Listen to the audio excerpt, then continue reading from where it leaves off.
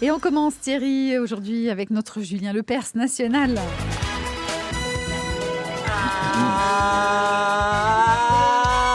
Bienvenue. Ah oui, je dis bienvenue dans Question pour un chômeur.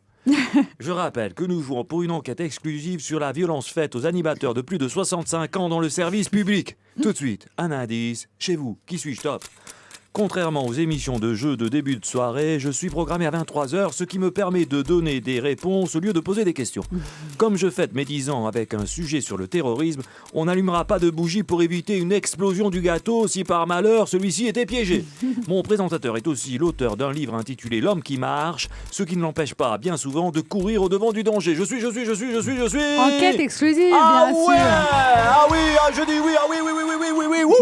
Enquête exclusive, la célèbre émission de reportage qui nous fait découvrir les endroits chauds du globe. Chaud, cacao, chaud, chocolat. Oui, je l'aimais ce jeu.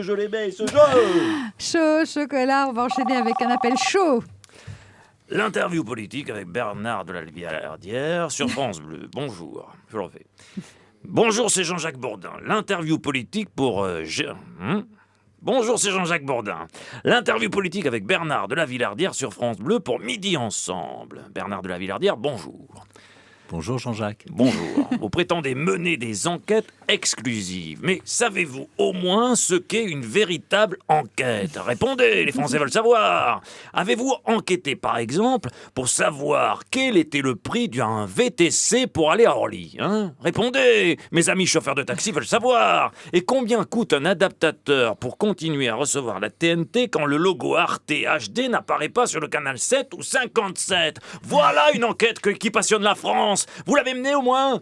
Non, bien sûr, ça j'en étais sûr. Ah ça, pour aller se promener dans les camps de réfugiés, courir après les djihadistes ou chercher des traces les traces des auteurs de génocide, on est bon. Mais pour s'intéresser aux vrais problèmes des Français, là, il n'y a plus personne. On préfère la facilité. Feignant, va. Sans commentaire, appel suivant. Ah oui, c'est un autre rythme. C'est pas pareil. Salut, c'est Doc Gynéco. Moi, j'appelais juste pour donner mon 06 à Bernard. Je le kiffe trop, ce mec. Alors, il m'appelle quand il veut et on devient des potos, des frérots, des inséparables. Et pourquoi cet élan d'amitié ? Déjà parce que son émission, je peux la regarder le matin quand je me lève, à 23h.